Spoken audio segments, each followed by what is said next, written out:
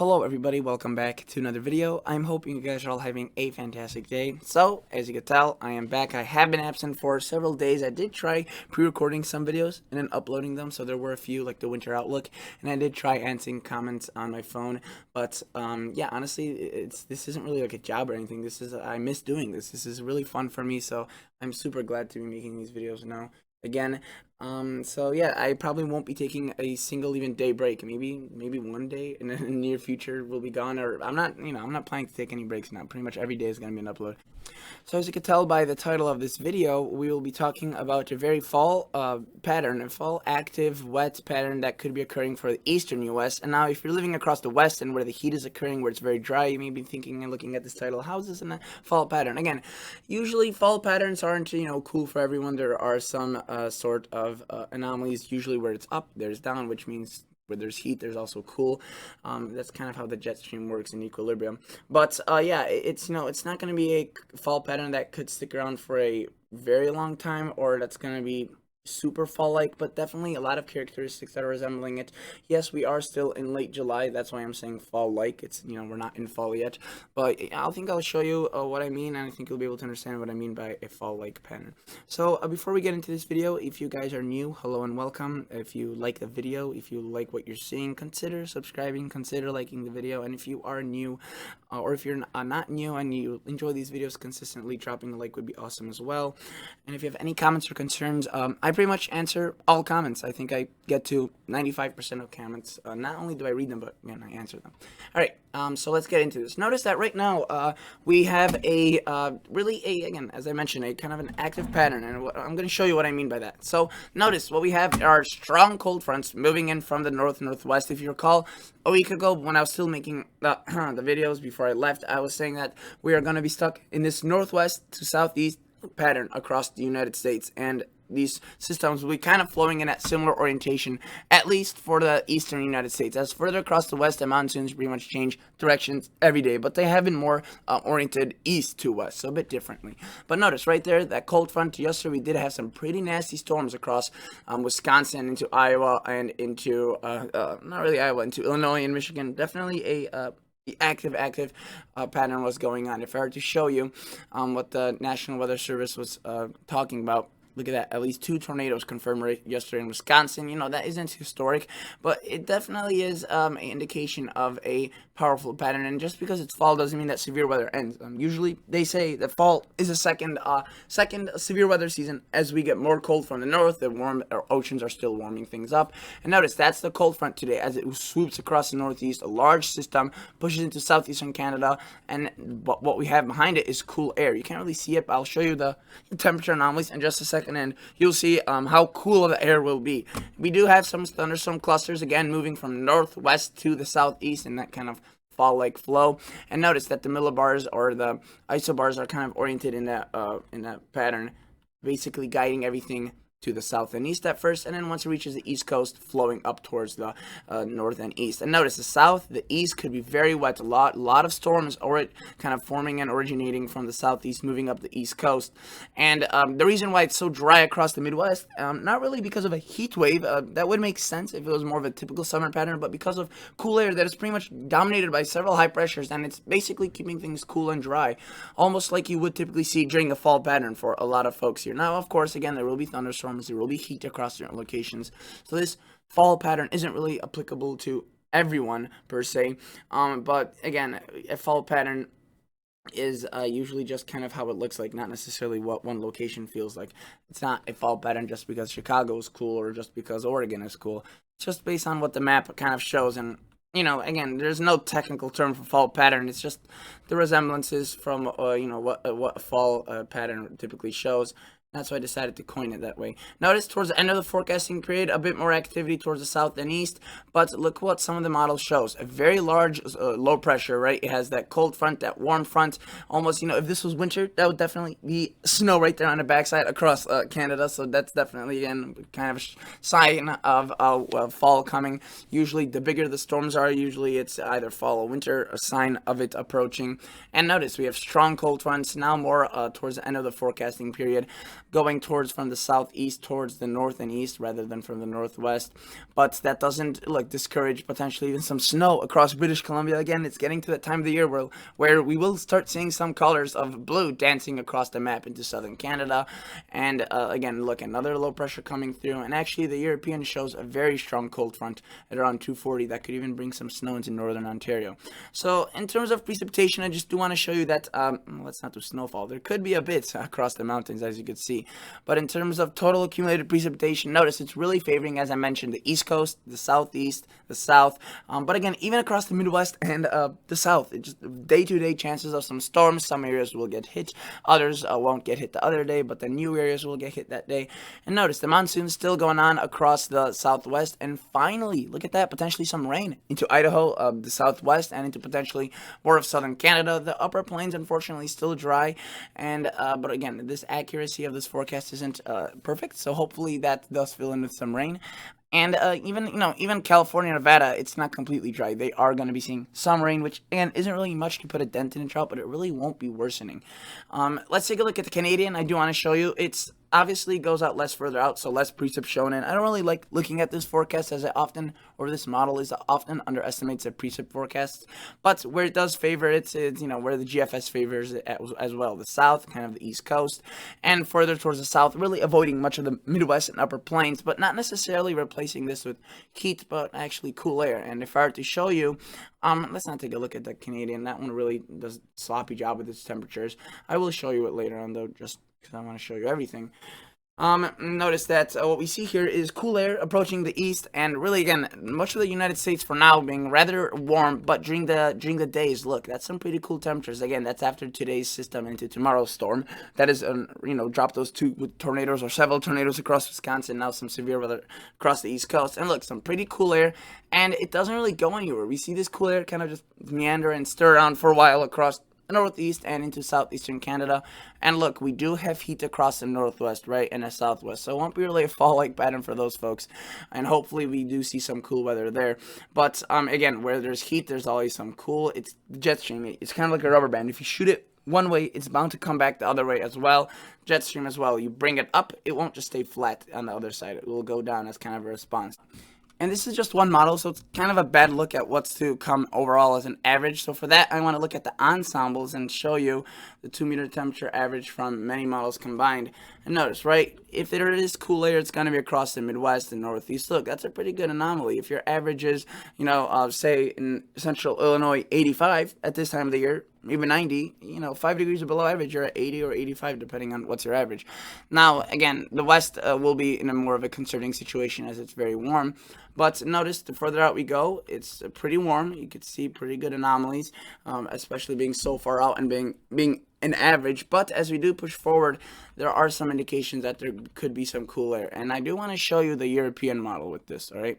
The European model usually is considered to be a more accurate model. It goes out to the medium range. It doesn't go out to the long range, but it sacrifices its longevity kind of for its accuracy.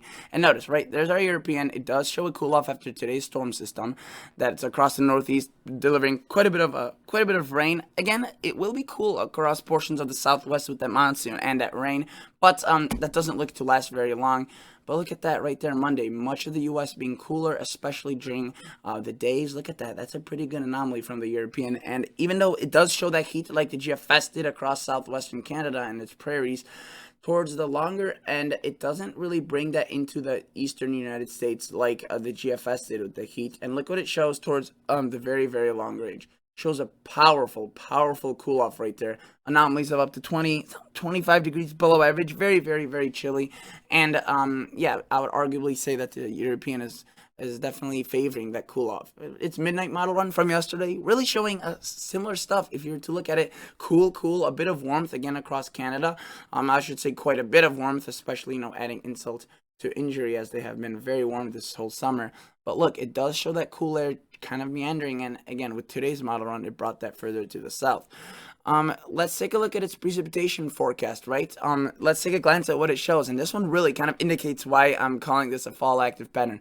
Lots of storms again, little cold fronts, little low pressures. We obviously see that flow, bringing in quite a bit of a cold air across the again Midwest and Eastern Canada area.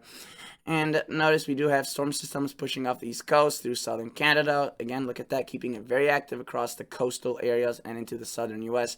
And look, right there we see again, several large systems starting to form.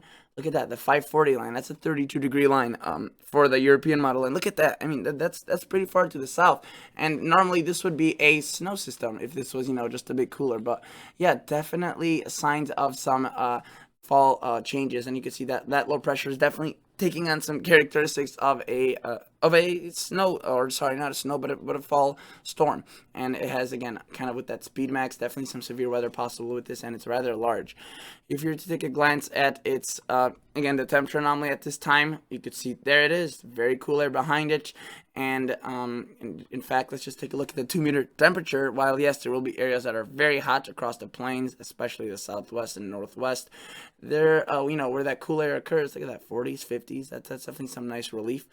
And let's take a look at the precip again, similar to the GFS and Europe or Canadian model. It favors a lot of the rain across the coasts and the south. It does bring some into the Midwest, but again, that's kind of variable. We'll have to see what happens, and honestly, that could change pretty much on a daily basis, as these storms are hard to predict.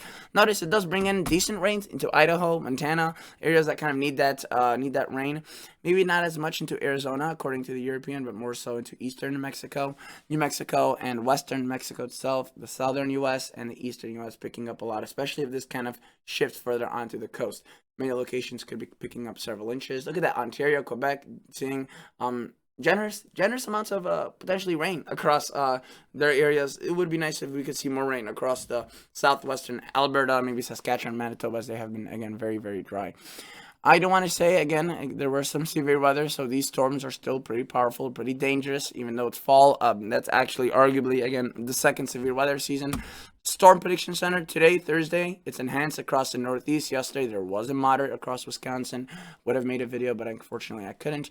And then, again, this is the storm system. Right now, it doesn't really look like much, but you could clearly see where it is residing across the Northeast, delivering quite a bit of showers and storms. Look what happened earlier on in the day across Michigan, it was exiting Michigan into Ohio, Pennsylvania. Quite a bit of systems. It's dragging its cold front way to the south across and west across Illinois, but the actual center of circulations across southeastern Canada, we will be expecting some storms to start firing up. Notice across Ohio, we do see quite a bit of cells. Columbus, Dayton, Canton, we could be seeing some pretty powerful systems. They're actually moving through Columbus right about now. Light to moderate rain, more or less so right now. Definitely not anything severe, I would say, right now. Definitely, though, it will be ramping its activity up. And notice a lot of these have just like kind of a light to moderate rain. No real supercells or, storms.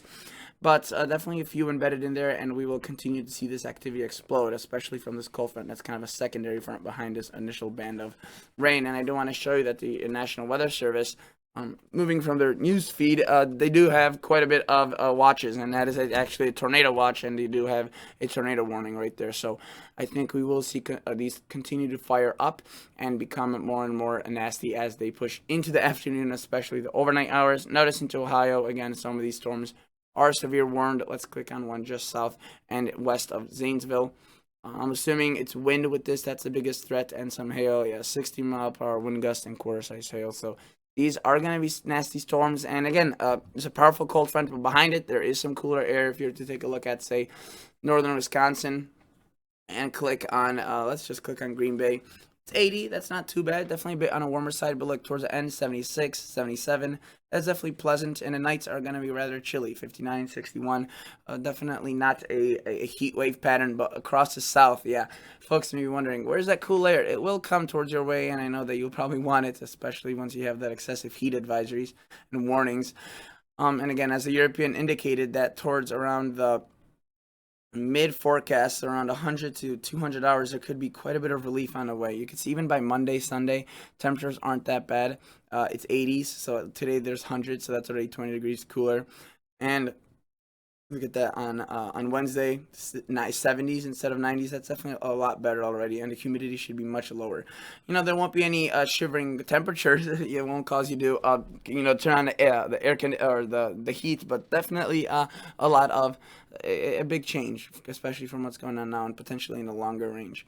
So again, a fall-like active pattern. The jet stream will be starting to again dip down further to the south, which, as you saw from the European, that will cause these storm systems to kind of pick up this characteristic that we'd see normally during the winter. Again, severe weather still will be a threat, so will the heat, and hopefully the cool weather will be making things a bit better. But definitely, decisively, a cooler pattern across the eastern half of the country. The GFS, I think I was looking at it at Monday maybe, or was it Sunday? That it was showing those markedly cooler temperatures. Now it seems to have backed off on that, which is why the GFS is usually a bit less reliable. But definitely look at that right there. It showed cool weather across the northwest, a changeable pattern more or less. So, but if there were to be heat, it would be across the west and southwestern Canada. But look at that, it did show that cool weather, and it still does advocate for that. Tomorrow I'll be talking more about in tomorrow's video kind of the individual storm systems and what they'll be doing. Where could the severe weather be, the rain threat?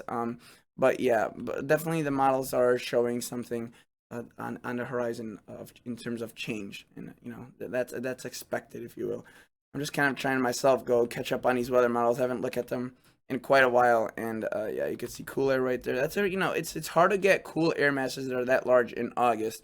It's more again fall-like to have large blasts, and that's usually because of these larger systems that kind of create that cool air pretty much by themselves. And notice that's pretty still impressive for August. That's a pretty big cool down. All right, folks, so that's pretty much it. Thank you guys so much for watching. Again, stay cool where it is hot. Stay warm where it could be cool. And if you are dealing with severe weather, remember, when thunder roars, go indoors, turn around, don't drown, and all the other safety precautions. All right, thank you so much for watching, and I'll catch you all on the next episode. See ya. Bye.